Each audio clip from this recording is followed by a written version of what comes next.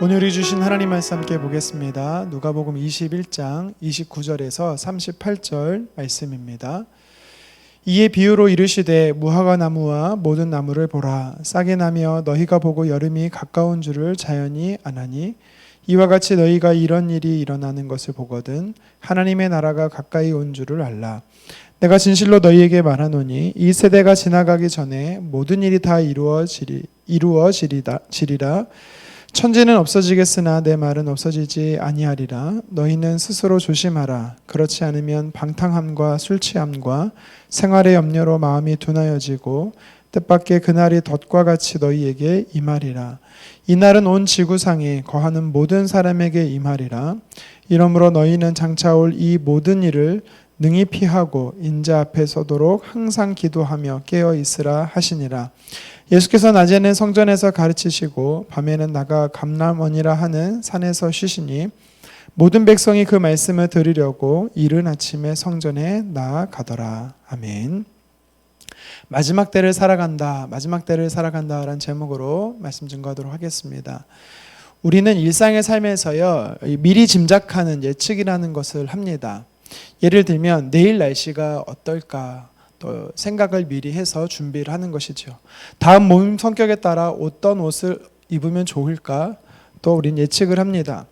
일상의 소소한 부분에서뿐만 아니라 중요한 문제에 이르기까지 어디에 투자를 하면 수익을 많이 낼 수 있을까, 집값은 오를까 내릴까, 정치, 경제, 사회, 교육 모든 분야에서 우리는 예측이라는 것을 합니다. 심지어 신빙성은 조금 떨어지지만 내가 언제 죽을 수 있는지 예측해주는 어플리케이션도 있다라고 말합니다. 우리가 예측이라는 것을 하는 이유가 무엇일까요? 사안에 긍정적이든 부정적이든 이 대책을 간구하여 유연하고 적절한 대응을 하기 위해서입니다. 과거와 현재 경험된 상태를 토대로 미래를 우린 예상할 수 있는 것이지요. 오늘 본문의 말씀에도 보면 예수님께서 이 생각하라 예측하라 말씀하고 계십니다. 30절 말씀입니다. 싹이 나면 너희가 보고 여름이 가까운 줄을 자연히 아나니. 아멘. 이 팔레스타인 지역에 이 무화과 나무를 비롯해 모든 나무가 여름이 되면은요 가지가 연하여지고 잎사귀를 낸다라고 말합니다. 오늘 본문에서는 이를 두고 싹이 나면이라고 이렇게 간결하게 기록하고 있습니다. 예수님께서 표현하고 싶은 것은 뭐냐면, 가르치시고 싶은 게 뭐냐면, 자연의 변화를 통해서 계절의 추이를 우리가 예측할 수 있듯이 마지막 때의 징조들을 보면서 하나님의 나라, 마지막 때가 가까웠음을 알라라고 예측하라고 이야기하고 있는 것입니다. 31절 말씀입니다. 이와 같이 너희가 이런 일이 일어나는 것을 보거든 하나님의 나라가 가까이 온 줄을 알라. 아멘. 예수님이 다시 오시면 주님의 심판이 있습니다. 그렇기 때문에 우리는요 하나님의 자녀된 우리는 그 마지막 때는요 구원의 날이 될 것이고 지금의 고통과 고난 가운데 있는 성도들에게는요 위로와 소망의 날이 될 것입니다. 하지만 반대로 하나님을 알지 못하는 자들에게 이 세상의 마지막 때는요 무서운 심판과 형벌이 있는 날이 될 것입니다. 자, 그렇다면 마지막 때에 여러 징조들이 있는데 이런 하나님의 나라가 올 것을 예측하라 말씀하시는 이 예수님의 이 비유 말씀이 구체적으로 우리에게 주시는 영적인 메시지가 무엇인지 한번 살펴보도록 하겠습니다. 첫 번째는 믿음의 눈으로 시대를 보라라는 것입니다. 믿음의 눈으로 시대를 보라. 우리에게는요 세상을 보는 제각각의 눈이 있습니다. 이것을 다른 말로 말하면 스펙트럼이라고도 표현할 수 있는데요. 사회를 해석하는 능력이 각자에게 있습니다. 검은색 안경을 쓰고 보면 검게 보이는 거고요. 빨간색 안경을 끼고 보면 세상은 빨갛게 보일 수밖에 없는 것입니다. 저와 여러분들에게 오늘 예수님은 믿음의 눈으로 세상을 보라라고 이야기를 하십니다. 31절 다시 읽겠습니다. 이와 같이 너희가 이런 일이 일어나는 것을 보거든 하나님의 나라가 가까이 온 줄을 알라라고 말씀하시죠. 예수님은요 이런 일이 일어날 것이다 라고 말합니다. 여기서 말한 이런 일이 무엇입니까? 이 앞절 10절 이하의 말씀이죠. 환난 때의 징조들을 이야기하는 것입니다. 민족이 민족을, 나라가 나라를 대적하는 일이 일어난다라고 말하고요. 곳곳에서는요 큰 지진과 기근과 전염병이 있을 것이다 라고 말합니다. 무서운 일들과 하늘로부터 큰 징조들과 박해들이 주님이 말씀하시는 이런 마지막 때에 이런 징조들이 일어난다라고 이야기를 하십니다. 이것을 너희가 보라라는 것이죠. 믿음의 눈으로 보라라는 것입니다. 지금 우리는요, 코로나19로 인해서 세계적으로 전염병이 대유행하는 팬데믹 상태를 경험하고 있습니다. 제가 지난주에 이 아프리카 사역하는 정동준 선교사님께서 주신 기도 편지를 읽게 되었는데요. 내용을 보니까 우리나라가 고강도 이 사회적 거리를 둔 것보다 더 심할 정도로 그들은요, 사회적 거리를 두는 것을 보았습니다. 개인 차량도 이용해서 안 되고, 대중교통도 할 수도 없고, 국경도 폐쇄되고, 공항도 폐쇄되고, 5명 이상 모이는 모든 모임은 금지입니다. 그러다 보니까 종교 모임, 예배도 드릴 수가 없습니다. 마켓도 갈 수 없는 상태더라고요. 이런 상태로 2달 이상 지속되어 있는 것을 보게 되었습니다. 여러분, 우리는요, 이렇게 대전염병, 전염병의 대유행인 팬데믹 상태를 바라보면서 우리는 무엇을 예측해야 될까요? 예수님께서 말씀하시는 것처럼 마지막 때가 얼마 남지 않았구나라는 것을 우리는 알 수 있어야 되는 것입니다. 하나님의 심판이 곧 우리에게 있다라는 것입니다. 하나님께서 세상 만물 안에 하나님의 뜻을 둡니다. 예를 들면 저녁이 되고 아침이 되는 것, 또 추운 겨울이 지나면 봄이 된다라는 것, 이것을 보면서 우리가 무엇을 깨닫게 됩니까? 십자가의 고난 이후에 부활이 있음을 우리는 알 수 있다라는 것입니다. 사람뿐만 아니라 동물에도요, 부성애, 모성애라는 것이 있지요. 이것을 통해서 우리가 성경에 하나님의 심어두신 뜻을 알 수가 있습니다. 하나님의 헌신적인 사랑, 우리는요, 볼 수 있어야 된다라는 겁니다. 32절에 예수님께서 이 10절 이하의 환난의 징조들이 예수님이 이 땅에 재림하시기 전에 반드시 임할 것이다라고 명령하고 있습니다. 전 지구적으로 우주적으로 일어나게 될 것이다라고 말씀하고 있는 것이지요. 이런 징조들이 있어야 반드시 끝이 온다라는 것입니다. 종말이 온다라는 것이지요. 세상의 강팍한 마음과 어두운 심령으로 인해서 보아도 보지 못하고 들어도 듣지 못하는 어리석은 자들이 아니라 저와 여러분들은 예수님의 말씀처럼 믿음의 눈으로 이 세상의 징조들을 바라보면서 하나님 때가 가까이 왔음을 아는 지혜롭고 현명한 그리스도인이 되기를 주님의 이름으로 축원합니다. 계속해서 말씀을 통해 예수님이 도전하는 메시지가 있습니다. 이 마지막 때를 경건한 생활로 살라라는 것입니다. 이 마지막 때 우리가 어떻게 살아야 됩니까? 경건한 생활로 살아야 된다라는 것이죠. 36절 말씀입니다. 이러므로 너희는 장차 올 이 모든 일을 능히 피하고 인자 앞에 서도록 항상 기도하며 깨어 있으라 하시니라. 아멘. 우리가 믿음의 눈으로 세상을 바라보면서 주님이 오실 날이 곧 멀지 않았구나, 곧 오시겠구나, 우리는 예측할 수 있습니다. 그러면서 주님 오실 때까지 우리가 어떻게 살아야 됩니까? 경건한 삶이 필요하다라는 것이죠. 오늘 성경은 이 경건한 삶에 대해 2가지를 이야기하고 있습니다. 첫 번째가 뭐냐면 기도하는 것입니다. 오늘 본문에 항상 기도하라라고 말씀하지요. 베드로전서 5장 17절에 쉬지 말고 기도하라, 같은 의미입니다. 같은 맥락이죠. 기도가 우리의 삶이 되어야 된다라는 것입니다. 우리는 기도하는 거룩한 습관을 가져야 된다라는 것이지요. 여러분들은 하루에 얼마나 기도하고 계십니까? 30분, 1시간, 2시간 이상. 네, 물론 좋습니다. 오늘 성경에 말하는 항상 기도하라는 것은 기도의 삶이 내 삶 속의 기도가 생활화되어야 된다라는 것입니다. 예수님은요, 새벽 미명에 항상 기도하셨습니다. 거룩한 기도의 습관을 가지고 계셨습니다. 하루를 시작할 때도 기도하셨을 뿐만 아니라 예수님은 중요한 문제 앞에 늘 하나님 앞에 나아가 무릎으로 기도하시는 분이셨습니다. 우리가 기도를 영혼의 호흡이라고 이야기를 하지요. 이 들숨과 날숨의 육체의 호흡을 우리가 하지 않으면 죽습니다. 마찬가지로 우리가 영적으로 기도하지 않으면 우리 영이 죽는다라는 것입니다. 하나님과의 대화라고도 표현을 하지요. 기도하지 않으면 하나님과의 거리가 멀어진다라는 것입니다. 에베소서 6장에서 보면은요, 성령의 전신갑주기 이야기를 하면서 공격욕과 방어용이 있습니다. 이 성령의 검인 말씀이 공격용이다라고 가르치고요. 또 믿음의 방패, 이제 방패인 이 방어용으로 믿음이 방어용인데요. 기도는요, 공격용과 방어용을 다 포함하고 있습니다. 마가복음 9장 29절에 보니까 하루는 제자들에게 이 귀신 들려서 불가물에 던져지는 아들을 고쳐달라고 한 사람이 찾아오지요. 근데 제자들이 고쳐주지 못합니다. 예수님께서 제자들을 대신해서 그 아이를 고쳐주시는데 제자들이 묻는 것이죠. 예수님, 왜 우리는 그 아이를 고치지 못했습니까? 예수님 뭐라고 말씀하십니까? 기도 외에는 다른 것으로는 이런 종류가 나갈 수 없다. 다시 말해, 기도가 아니고서는 귀신을 내쫓을 수 없다라는 것입니다. 기도가 공격이라는 것이죠. 기도는 우리 삶의 능력이 되는 것입니다. 기억하시기 바랍니다. 주님이 오심을 기다리며 마지막 때를 살아가는 저와 여러분들이 이 땅에서 살아갈 때 거룩한 습관을 가져야 돼. 경건의 삶을 살아야 되는데 기도의 거룩한 습관을 가져야 된다라고 예수님께서 말씀하시는 겁니다. 여러분, 예수님이 친히 말씀하신 겁니다.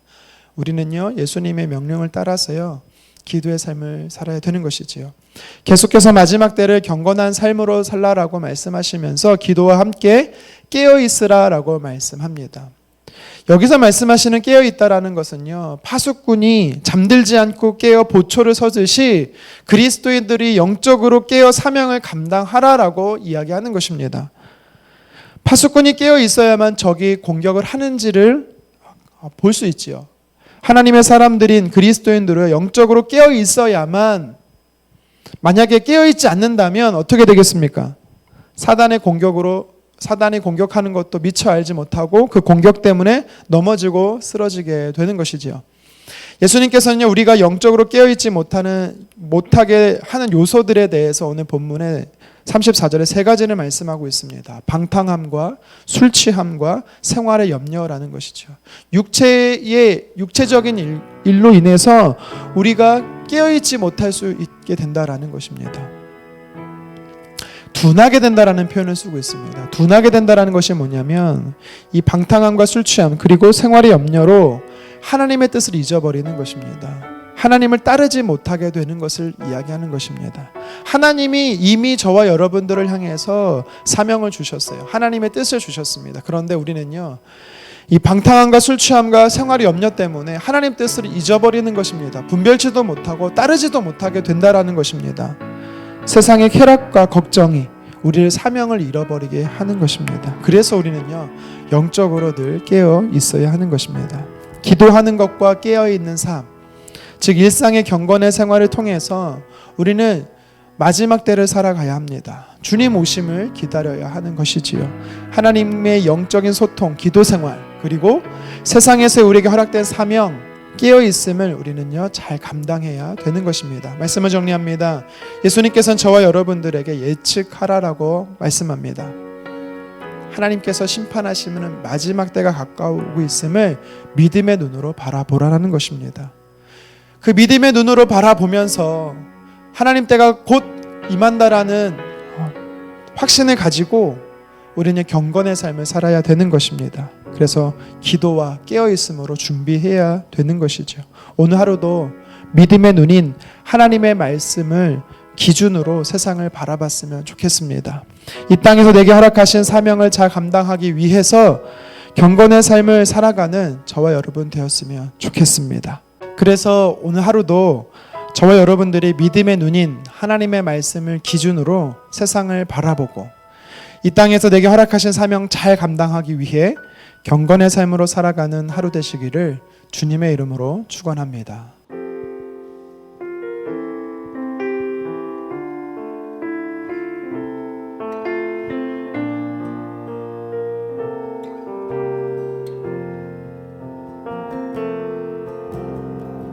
세상은 들리고 사람들은 변하여도 나는 주를 섬기리. 주님의 사랑은 영원히 변하지 않네. 나는 주를 신뢰해. 믿음은 들리고 사람들 주를 떠나도 나는 주를 섬기리. 주님의 나라는 영원히 쇠하지 않네. 나는 주를 신뢰해. 오직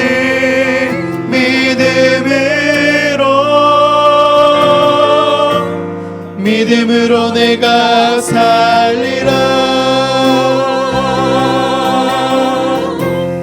오직 믿음으로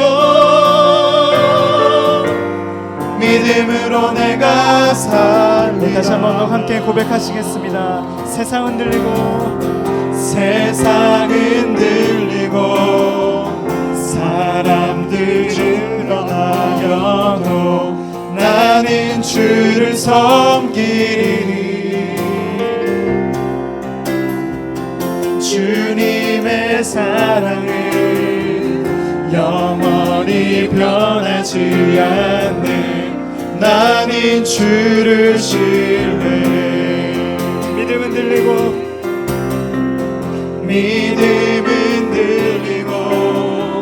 사람들 주를 떠나도 나는 주를 섬기리니. 주님의 나라는 영원히 쇠하지 않네. 나는 주를 신뢰해. 오직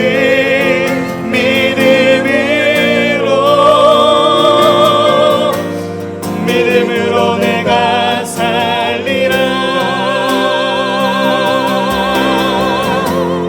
오직 믿음으로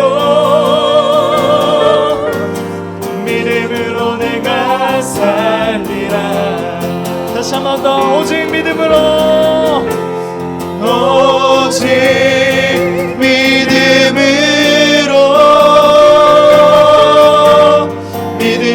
내가 살리라. 오직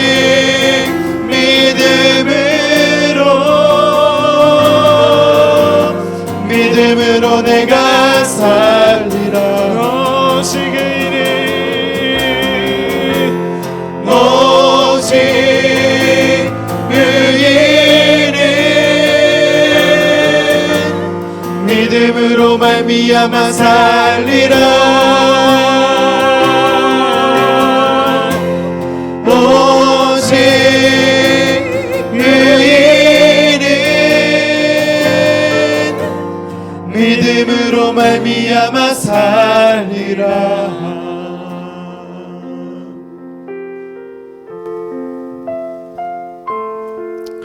주님, 우리에게 믿음을 주십시오. 이 마지막 때를 살아가기 위해서는 믿음이 필요합니다. 세상의 유혹 시험에 이길 수 있는 믿음을 주십시오. 또 세상을 통해 하나님 나라가 가까웠다라는 것을 분별할 수 있는 믿음을 주십시오. 주께서 믿음을 가지고 세상을 분별하라고 말씀하셨고, 또 마지막 때를 살아감에 있어서 경건의 삶으로 마지막 때를 준비하라고 하셨으니, 주님 항상 깨어있게 하시고 항상 기도하는 거룩한 삶을 주님 살게 도와주십시오. 오늘도 하나님 주께서 주시는 믿음을 가지고 승리하기를 원합니다. 오늘 하루의 삶, 또 한 주간의 삶을 주님께 올려드립니다. 주님, 나는 믿음이 없습니다. 참으로 연약한 자입니다. 주님, 은혜가 필요합니다. 믿음을 주십시오. 세상이 감당할 수 없는 그 믿음을 주십시오. 믿음의 사람으로 행동하는 믿음, 세상을 분별하고 마지막 때를 살아가는 이 믿음 가지고 살기를 간절히 원합니다. 예수님의 이름으로 기도드리옵나이다. 아멘.